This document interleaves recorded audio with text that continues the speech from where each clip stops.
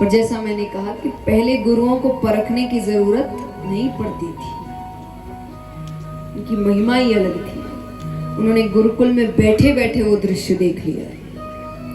उन्होंने गुरु माता से कहा, आज सुदामा ने अपने जीवन में दरिद्रता लिख ली। किसी का हक नहीं लेना, और हक में सिर्फ भोजन नहीं होता, कुछ भी हो सकता है। किसी के हक की खुशियां, किसी के हक का पद, किसी के हक के पैसे, किसी के हक का भोजन।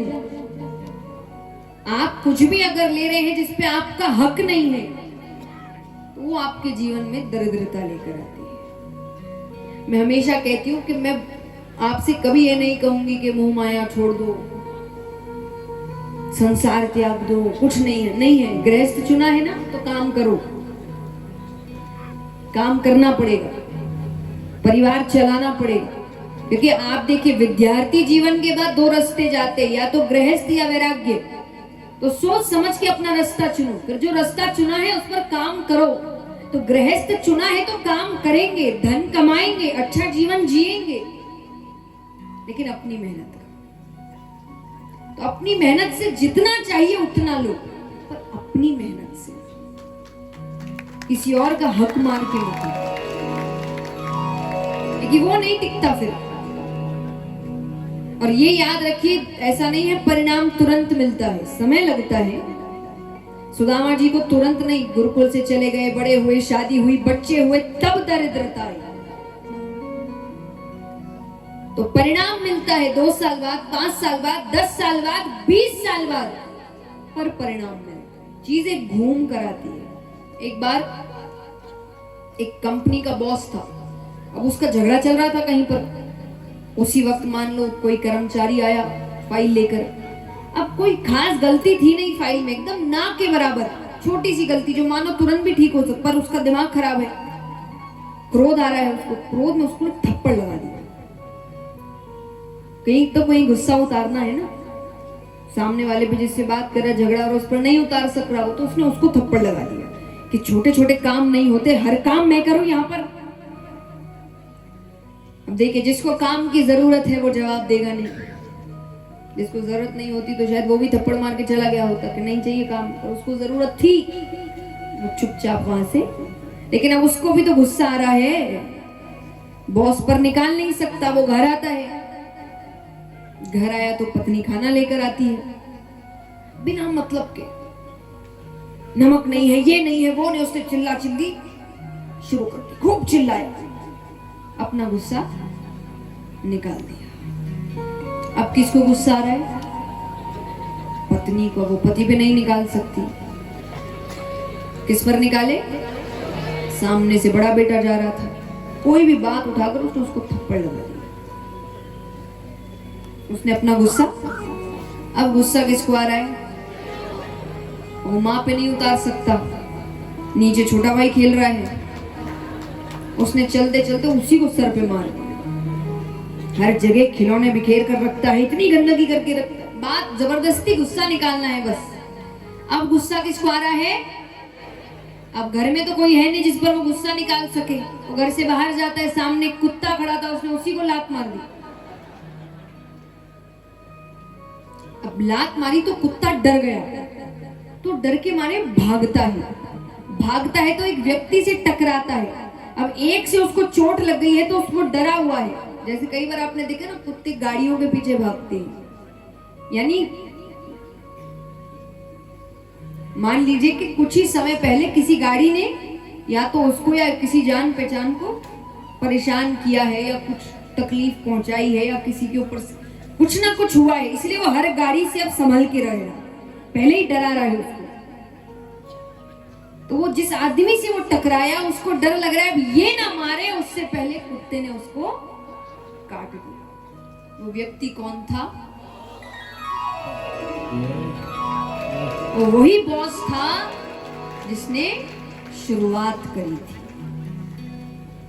यानी एक गलत थप्पड़ भी आपके पास घूमकर आता है, वहां हिसाब बहुत सही चलता है भाई, वहां हर चीज का हिसाब होता है। अब ये देखिए, इस कहानी में तो बहुत जल्दी हो, एक ही दिन में सब हो गया, पर जिंदगी में ऐसा नहीं होता। जिंदगी में हो सकता है समय लगेगा, पर याद रखना आएगा जरूर वापस। कितने ही साल लग जाए वो चीज वापस आएगी। दोनों है, बुराई भी आएगी, अच्छाई भी आएगी। अच्छा किया है तो वो घूम कर आएगी आपके पास, आप चिंता मत करिए। आइए, अब सबसे निवेदन है कि शांति बना के रखें। अब हम उस प्रसंग में प्रवेश करेंगे। सब शांति से बैठे, आना जाना पूरा बंद कर दे, निवेदन है सभी से। पूरे 1 वर्ष भी गुरुकुल में नहीं रहते, पर अगर पूर्ण रूप से माना जाए तो 1 वर्ष कहा जाता है कि भगवान, लेकिन पूरा 1 वर्ष भी नहीं रहे भगवान, मथुरा वापस आ गए। अब राजकाज के कार्यों में मदद कर रहे हैं भगवान। उनके साथ मथुरा में रहते थे भगवान के अतरंग सखा। अतरंग सखा माने ना, बेस्ट फ्रेंड। अतरंग सखा माने बेस्ट फ्रेंड। भगवान के बेस्ट फ्रेंड कौन थे? उद्धव। भगवान के सबसे अच्छे मित्र थे उद्धव, बिल्कुल भगवान जैसे। वो भगवान जैसे दिखते थे, यानी इतना नाक नुक्शा इतना मिलता था कि अगर दूर से चल कर आ रहे हैं, अगर थोड़ा ज्यादा ठीक से ध्यान ना दो तो एक बार के लिए लगेगा कृष्ण चल के आ रहे हैं। इतने एक जैसे दिखते थे, चाल ढाल रंग ढंग सब भगवान जैसे। बहुत बड़े ज्ञानी थे, देवताओं के गुरु बृहस्पति जी से विद्या प्राप्त करी थी, तो ज्ञान बहुत था उनमें। बस एक चीज की कमी थी, उद्धव जी ज्ञान से ऊपर कुछ नहीं समझते, उनके लिए ज्ञान सबसे ऊपर था। पर भगवान जानते थे ज्ञान से ऊपर भी एक वस्तु है, प्रेम। लेकिन हमारे आपका, हमारा प्रेम नहीं है, हमारा स्वार्थ का प्रेम है। आज किसी से, कल किसी और से, परसों, ये प्रेम नहीं। भगवान इस प्रेम की बात नहीं करते, ये स्वार्थ का प्रेम है। भगवान जिस प्रेम, जब लोग कहते हैं ना कि भगवान का प्रेम, भगवान राधा कृष्ण का प्रेम, अरे 10 दिन तुम्हारी नहीं बने तो किसी और से प्रेम हो जाता है, और आप प्रेम करते राधा कृष्ण की बात कर रहे हैं।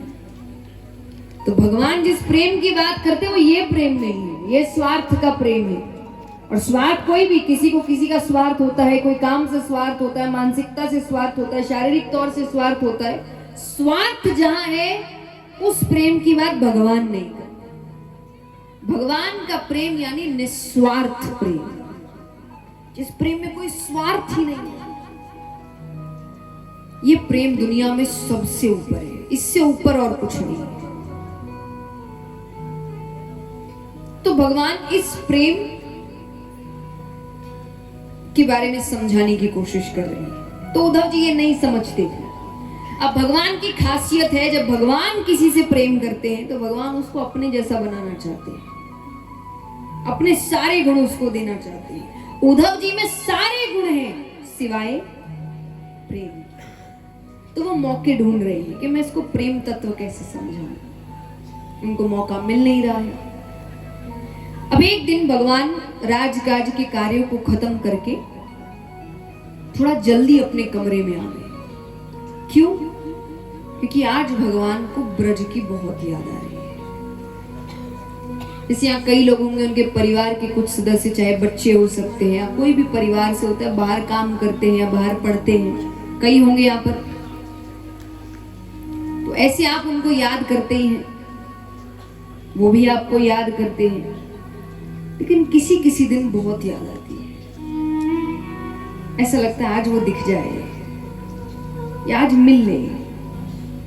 तो आज भगवान के लिए वही दिन था, भगवान को ब्रज की बहुत याद आ रही है। तो कमरे में क्यों आए? भगवान के कमरे में एक बड़ी सी खिड़की थी जिससे यमुना नदी का तट दिखता था। तो भगवान आकर खड़े हो गए कि आज मुझे कोई दिख जाए, कोई ग्वाला दिख जाए, कोई गोपी दिख जाए, यशोदा मैया दिख जाए, कोई तो दिख जाए। भगवान को आए बहुत समय हो गया, तो सामने से कुछ ग्वाले, नए ग्वाले आ गए हैं, वो जा रहे हैं गैया चराकर, घर लौटने का समय है। तो भगवान कहते अरे ये तो वही समय है। जैसे आप अपने पुराने स्कूल जाओ तो आपको हर कोना देखकर याद आता है ना कि यहाँ बैठकर बात करते थे, यहाँ टिफिन खाते थे, यहाँ ऐसा हुआ था, यहाँ हमने ये, यानी वो दृश्य आंखों के सामने आने लगता है। कहीं पर भी जो व्यक्ति अपना बचपन जीता है, कोई ऐसे स्थान जाए जहाँ वो बचपन, तो उसको वो स्थान देखकर ही बचपन याद आता है। तो भगवान को समय देखकर ही लग रहा है कि अरे ये तो वही समय है जब मैं, श्री दामा, मुद मंगल, हम सब गैया चराकर घर लौटते थे।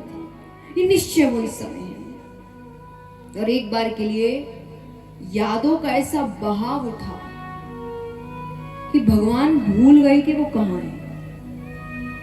वो जोर से चिल्लाने लगे, अरे श्रीदामा रुको, मैं भी आ रहा हूं, अरे बलदाओ भैया जल्दी चलो, आज तो बहुत देर हो गई, आज मैया बहुत चिल्लाएगी।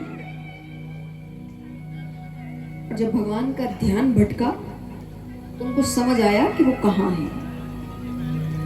भगवान जोर जोर से रोने लग गए। यानी भगवान इतनी जोर से रो रहे हैं कि बगल के कमरे तक आवाज जा रही है। बगल के कमरे में उद्धव जी थे। वो दौड़ते हुए आते हैं, भगवान को गले से लगाते हैं, प्रभु आप रो रहे हैं, अरे आप तो ये रोना धोना प्यार मोहब्बत इन सब से परे है, आप क्यों रो रहे हैं?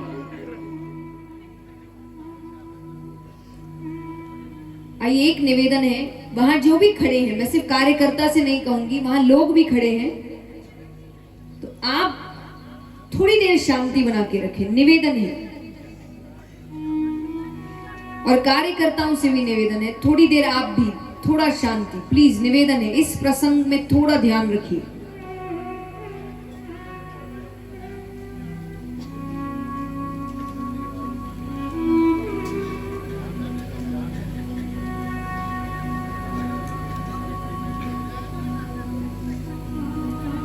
तो उद्धव जी कह रहे हैं कि आप रो रहे हैं।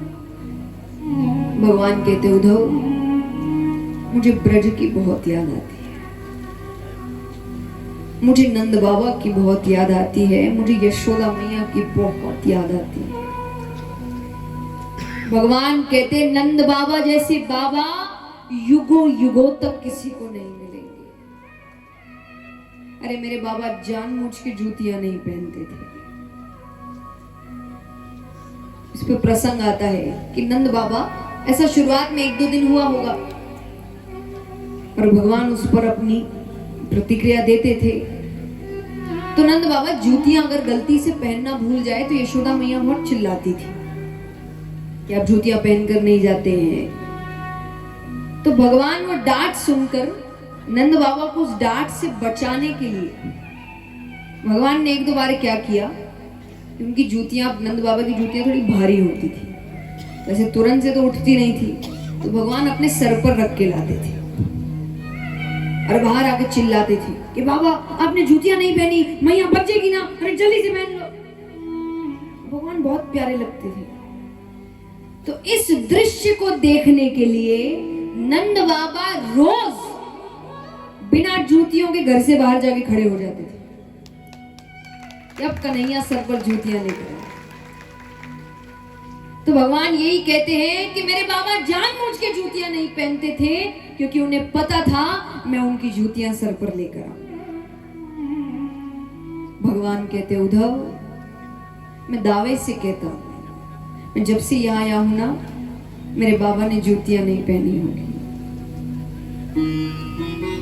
भगवान कहती यशोदा मैया जैसी मैया युगों युगों तक नहीं मिलेगी। अरे मैं जब तक वहां रहा मैंने उनको एक सुख नहीं दिया। हर वक्त उनके दरवाजे पर कोई खड़ा रहता, तुम्हारे बेटे ने ये कर दिया, तुम्हारे बेटे ने वो कर दिया, फिर भी उनका प्रेम घटने की बजाय और बढ़ता गया। तुम्हें पता है, मैं एक दिन गैया चराकर घर थोड़ी देर से लौटा, मेरी माता मुझे हृदय से लगाकर रोने लग गई, कन्हैया तू देर मत किया कर, तो घर देर से आता है ना, मेरे कलेजे में बहुत पीड़ा होती है, मुझे बहुत बेचैनी होती है, मानो मेरा हृदय अपनी जगह छोड़ देता है, तो घर समय पर आ जाया कर। तुम्हें पता है बस वो हालत देखकर मेरी माता की मैं कभी घर देर से नहीं गया। पर आज मुझे कितना समय हो गया है, मेरी माँ कैसे रह रही होगी मेरे बिना। भगवान कहते उससे भी ज्यादा दुख मैंने उन भोली भाली गोपियों को दिया है। यशोदा मैया ने मुझसे एक दिन कहा कि कन्हैया तू क्यों उनके यहाँ चोरी करता है? अरे वो बहुत गरीब है, वो जो दूध दही माखन बेचती है उससे जो धन आता है वो उसी से भोजन करती है,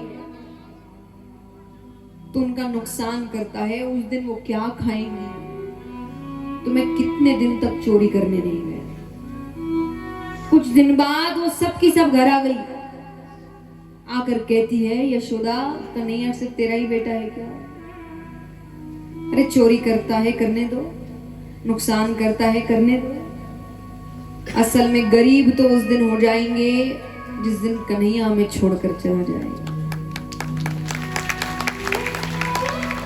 तुम भोजन नहीं करने की बात करती हो, भोजन तो उस दिन नहीं करते जिस दिन ये चोरी करने नहीं आता कि आज क्या गलती हो गई कन्हैया घर नहीं आया।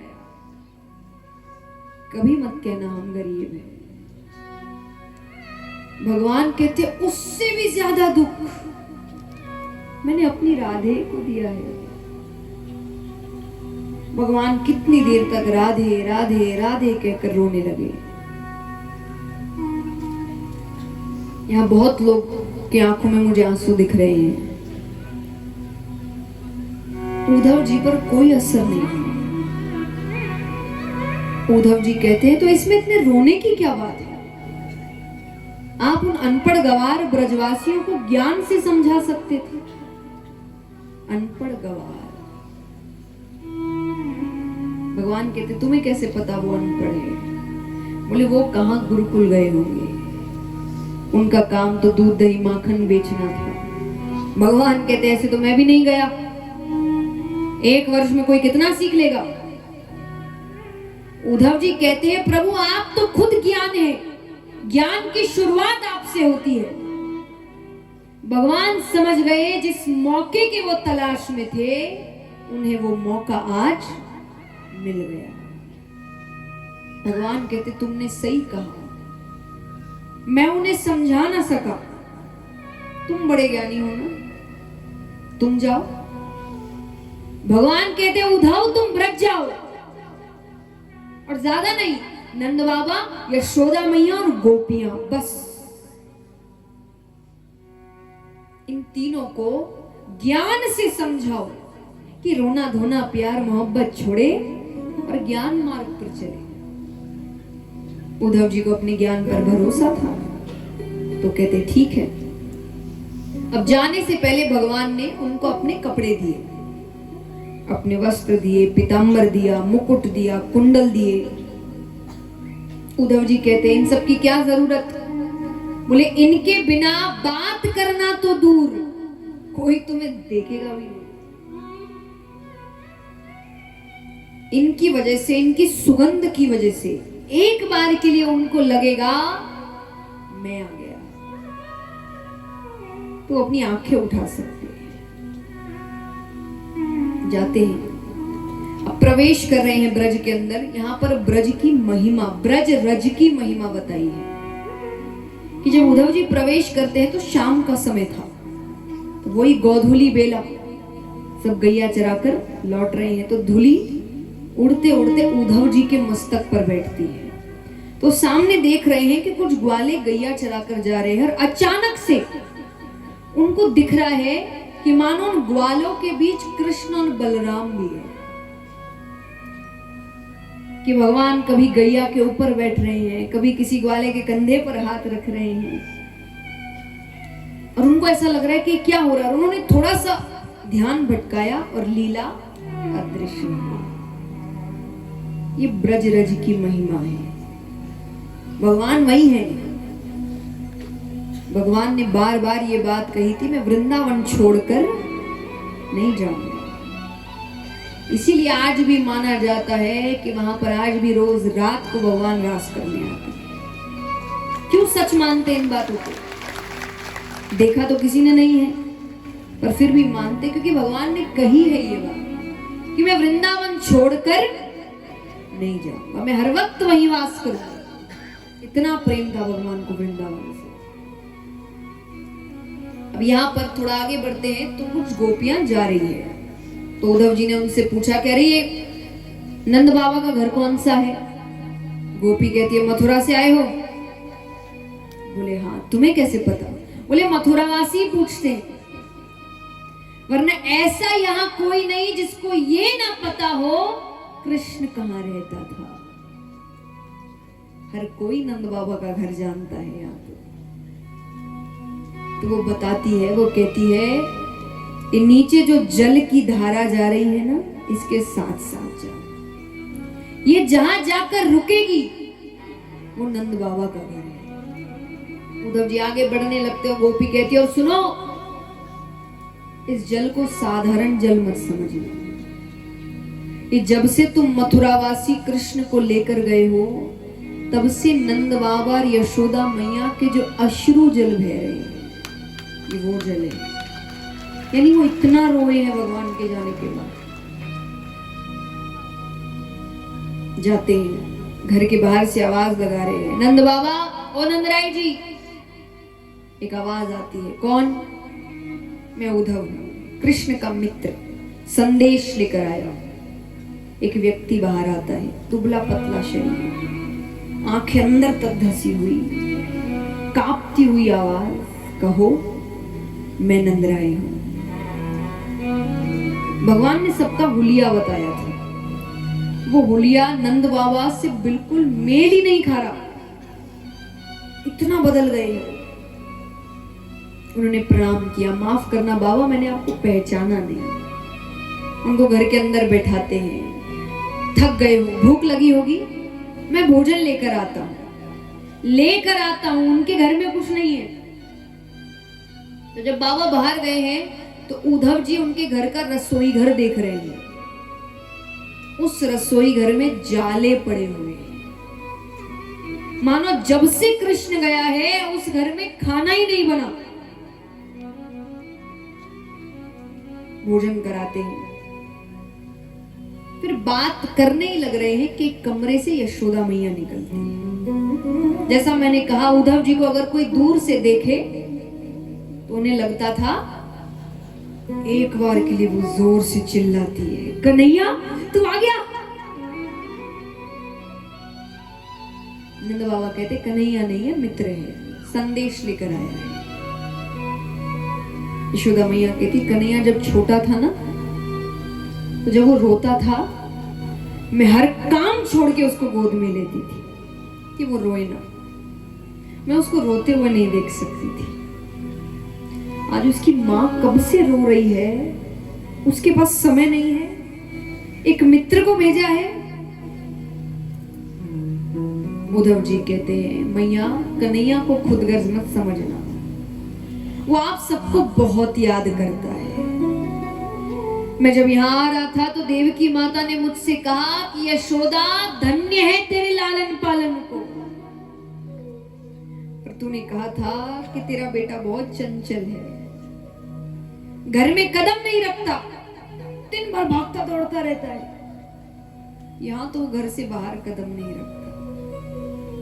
चंचलता तो दूर की बात, मैंने कृष्ण को ठीक से मुस्कुराते हुए नहीं देखा कि वो खुल के हंसता कैसे है। तूने कहा था कि वो खाने पीने का बड़ा शौकीन है, तुम उसे 8 बार भोजन कराती थी। तो जो चीजें तुमने मुझे बताई थी कि तुम कन्हैया के लिए चाव से बनाती थी, मैं वो चीज बनाकर उसे दूं तो कहता है कि सब मत बनाए। मुझे मेरी यशोदा मैया की याद आती है, मुझे मेरे ब्रज की याद आती है। इससे ज्यादा यशोदा मैया सुनी नहीं पाई, बेहोश हो गई।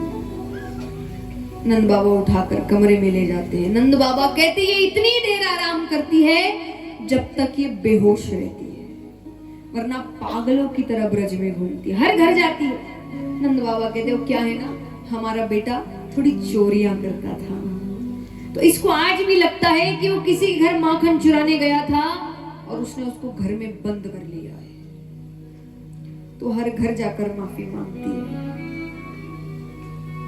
कि मुझे पता है वो सबको तंग करता है, उसे वापस कर दो, मैं अपने घर में बांध के रखूंगी, वो किसी का नुकसान नहीं करेगा, बस उसको वापस कर दो। वृक्षों से पूछती है तुमने कन्हैया को देखा क्या? अरे उसको कहना उसकी माँ बहुत याद करती है। गोवर्धन पर्वत से पूछती है तुमने देखा क्या? अरे वो कहाँ गया है? उद्धव जी को अपना काम याद आता है।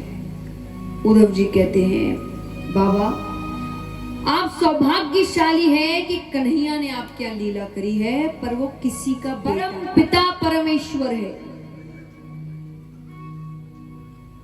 वो भगवान है। आप ये रोना धोना छोड़िए और ज्ञान मार्ग पर चलिए। नंद बाबा कहते मैंने तो तुमको कोई वो समझदार बालक समझा था, तुम तो बड़े साधारण बालक निकले। क्या कहा? वो किसी का बेटा नहीं, वो भगवान है। अरे भगवान के एक लक्षण नहीं है उसमें। नंद बाबा कहते भगवान सबका पेट भरते, उसके पास अन्न का भंडार है कि नहीं? जिसके खुद के पास अन्न का भंडार है वो भूख से तड़प सकता है? मैंने कन्हैया को भूख से बिलखते हुए देखा है। वो तब तक रोता जब तक यशोदा भोजन नहीं करा। तुम कहते हो भगवान है, भगवान कहते सत्य की राह पर चलो। मेरा बेटा बात बात पर झूठ बोलता है, चोरी करता है, तुम कहते हो भगवान है। और मान लो मुझसे गलती हुई, मैंने उसको बेटा कहा, पर क्या भगवान से गलती हो सकती है? भगवान से गलती हो सकती है क्या? उसने मुझे बाबा कहा है, उसने यशोदा को मैया कहा है। जब गोपियां कहती यशोदा मैया गोरी, बलदाओ भैया गोरे, नंद बाबा गोरे, तू कहां से आ गया, तू इनका बेटा नहीं है, तो वो क्रोधित हो जाता। वो आकर कहता मैया कह दे जा मरी से कि मैं तेरो छोरो। तुम कहते हो भगवान है। और अंत में नंद बाबा ने ऐसी बात कह दी कि उद्धव जी को जवाब नहीं सूझ रहा। नंद बाबा कहते और तुम्हें क्या लगता है, तुम्हारा ये कह देना कि वो भगवान है मेरी विरह वेदना कम कर देगा? विरह वेदना मतलब बिछड़ने का दुख, वो कहते विरह वेदना। कि तुम्हें लगता है कि वो भगवान है, ये कह देना मेरी विरह वेदना कम कर देगा? अरे आज तक तो मैं सोच रहा था मेरे बेटे ने मुझे छोड़ दिया। बहुतों के छोड़ देते हैं, बहुतों के बच्चे अपने माँ बाप को छोड़ देते हैं। या आज तक मैं सोच रहा था मेरे बेटे ने मुझे छोड़ दिया, पर भगवान तो है, मैं उसके भरोसे रहूंगा। मेरी जिंदगी की आखिरी उम्मीद है भगवान। पर तुमने क्या बता दिया? तुम्हारे हिसाब से भगवान ही मुझे छोड़ के चले गए।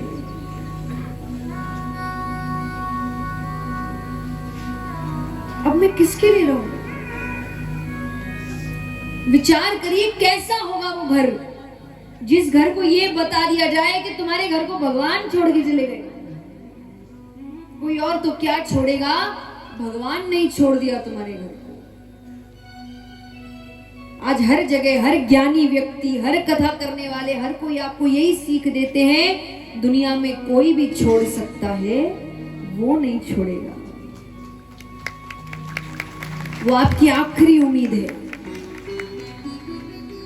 लेकिन उद्धव जी के हिसाब से तो नंद बाबा का घर भगवान ही छोड़ के चले गए। उनकी तो आखिरी उम्मीद ही छीन ली उन्होंने। नंद बाबा कहते ये क्या कह दिया? तुम क्यों आए यहाँ पर? तुमने मेरे दुख को और बढ़ा दिया। नंद बाबा रोते रोते अपने नेत्र बंद कर लेते हैं। उद्धव जी को समझ नहीं आ रहा मैं क्या बोलूं, क्या जवाब देंगे वो इसका। वो वहां से चुपचाप चले जाते हैं। कुछ दूर जाते हैं कि कुछ गोपियां बैठी है, आपस में बात कर रही है। एक गोपी कहती अरे ये सोने का रथ किसका है? उद्धव जी सोने के रथ में आए थे। उद्धव जी नहीं, वो मथुरा का रथ है।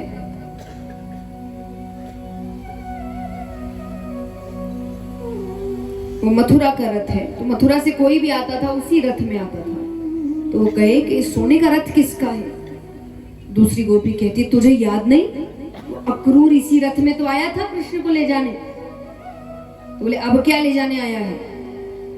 बोले वो कंस की मृत्यु हो गई है ना, तो मांस लेने आया होगा, उसका श्राद्ध है ना। श्राद्ध में मांस कौन परोसता है? बोले दैत्यों के श्राद्ध में यही परोसा जाता है। तो बोले वो भी यहाँ कहाँ मिलेगा, हम दूध दही माखन बेचते हैं। बोले ये मथुरावासी बड़े चालाक है, उनको पता है जब से कृष्ण गया है तब से सब यहाँ पर तब से मरे हुए घूम रहे हैं, इसमें जान नहीं है, सिर्फ कहने को जीवित है सब। और इन्होंने तो अपने स्वाद का भी ध्यान रखा है कि जो प्रेमी होते हैं उनका हृदय बड़ा मीठा होता है। तो दूसरी गोपी कहती तो तुम्हारे हृदय मांगेंगे तो तुम दे दोगी? बोले क्यों नहीं, मामा के श्राद्ध में भांजा भी तो होगा। तो दूर से देखकर पहचान जाएगा ये किस गोपी का हृदय है। हम उसके पास नहीं जा सकते, वो हमारे हृदय ही देख ले कि हम कितने दुखी हैं, कैसे भाव है। ऐसे भाव एक बार मीराबाई के थे। मीराबाई एक बार भगवान को मना रही थी, भजन गा रही है, भगवान आ नहीं रहे, वो बुला रही है दर्शन के लिए। तो भगवान वो गाए जाए रोए जाए, गाए जाए रोए जाए, पर भगवान आ ही नहीं रहे। अब वो एक पेड़ के नीचे बैठी है, पेड़ पर एक कौवा बैठा था, तो आवाज कर रहा है बीच में बार बार, वो भजन गा रही, फिर वो आवाज करे, वो गा रही, फिर वो आवाज करे। तो तंग आकर, तंग दोनों चीजों से, एक तो उसकी आवाज से, दूसरा भगवान के नहीं आने से। तो उसको इतनी पीड़ा हो रही है कि भगवान क्यों नहीं आ रहे। तो उस कौवे से ही बात कर रही है और उससे कहती है क्या होती है, उसको मजाक लग रहा है ना ये सब। तो ऐसे भाव आज गोपियों के भी है कि अगर उसको मिलना ही है तो कलेजे ही मिलने हैं, मर जाए पर वो देख तो ले कि हमको कितनी पीड़ा हुई है। वो देखने ही नहीं आ रहा हमें। उद्धव जी आते हैं, अच्छा वो देखकर पहचान गई कि जो भी है भेजा तो कृष्ण ने। तो उन्होंने कहा कि आपको कृष्ण ने भेजा है? उद्धव जी कहते हैं हाँ, आपको कैसे पता? बोले ये कपड़े उसने पहनाए हैं। बोले हाँ। अब देखिए क्रोध भी है उनके अंदर, भगवान नहीं आ रहे तो। और उन्होंने कैसे पहचाना? भगवान की सुगंध से, भगवान के वस्त्रों में उनकी सुगंध है, वरना मुकुट इत्यादि तो भगवान ब्रज में पहनते नहीं थे। और सब जो भी वो पहन के आए सब सोने का है, मथुरा में सब भगवान सोने के वस्त्र पहनते थे। तो वो कहती है अपना ऐश्वर्य दिखा रहे हैं कि राजा बन गए हैं, बहुत धनवान हो गए हैं। उद्धव जी कहते हैं नाराज क्यों होती हो? तुम्हारे लिए संदेश भेजा है। क्या संदेश भेजा है? मुझे समझाने के लिए कहा है ये रोना धोना छोड़ो, ज्ञान मार्ग पर चलो, इनसे कुछ नहीं मिलने वाला। अरे जिसके लिए रो रही हो वो परमपिता परमेश्वर है, वो एक शक्ति है, उसका कोई रूप नहीं है, उसके हाथ नहीं, उसके पैर नहीं, उसकी आंखें नहीं। गोपियां जोर जोर से हंसने लगी। ऐसे भी देखिए वो भगवान नहीं है तो उनको सब पागल ही कहते थे, तो जोर जोर से हंस रही है। उद्धव जी कहते क्या हो गया? बोले क्या कहा? हाथ नहीं, किसने हमारी मटकियां फोड़ी? पैर नहीं, कौन हमारी गैयाओं को चराने ले जाता था? आंख नहीं, किसकी आंखों में यशोदा मैया मोटा मोटा काजल डालती थी? और इतनी मुश्किल से तो हमने उसमें प्रेम रस भरा था, आप उसको फिर से रूखा सूखा बनाना चाहते हैं। और गोपियां कहती है क्या कहा? ज्ञान मार्ग पे चलो, मन ज्ञान मार्ग पे लगाओ, आप तो बड़े ज्ञानी हैं। बोले हाँ है, तो बताओ मन कितने? मन कितने होते हैं व्यक्ति के पास? एक। गोपियां कहती वो तो कब का कन्हैया को दे दिया, अब वो वापस कर दे तो ज्ञान पर भी लगा दे। दूसरी गोपी कहती अरे छोड़, ठीक है मान लीजिए उद्धव जी हमने मन ज्ञान पर लगा भी दिया, तो हमें वापसी भी तो पता होनी चाहिए कि हमारे फायदे क्या है, क्या होगा मन ज्ञान पर लगाकर। बोले कल्याण होगा, स्वर्ग मिलेगा। तो बोले आप स्वर्ग के लिए इतनी मेहनत कर रहे हैं? अरे ऐसे स्वर्ग को तो हम ठोकर मारते जो हमें कृष्ण प्रेम से दूर कर दे। और अगर इस तरीके से कृष्ण प्रेम में रहने से हमें नरक मिलेगा तो हम जन्मों जन्मों नरक में रहने को तैयार हैं। उद्धव जी कहते हैं अभी तो कह रही थी कि ऐश्वर्य है, हमें भूल गया है, सोने के वस्त्रों का क्या काम, राजा बन गए हैं, अब उसी की बात कर रही हो, उसके लिए नरक तक जाने को तैयार हो। जब क्रोधित हो तो उसकी बातें बंद क्यों नहीं कर देती? गोपियां कहती यही तो प्रेम है। प्रेम क्या है? कार्य को छोड़ो जा सके पर कार्य की कथा ना छोड़ी जाए, कि वो नहीं मिल रहा ये तो सहन कर ले, पर उसकी बात ना करे सहन नहीं कर सकते। उसकी बात पर तो हम जिंदा हैं, वरना पास तो वो कब से नहीं है हमारे। उसकी बात भी बंद हो जाती तो कब के मर गए होते। और यहाँ पर गोपियां कहती हमें पता है आपको हमारी बात समझ नहीं आ रही, हम पागल लग रहे हैं ना, कि कैसे पागल पड़ने की बातें कर रही, सबको लगते हैं हम सब, हमारी बात कोई नहीं समझता। लेकिन पता है सच्चाई क्या है? हमें किसी को समझाना भी नहीं, क्योंकि हमारी बात या तो हम समझते हैं या तो कृष्ण समझता है। गोपियां उद्धव जी से क्या कहती है?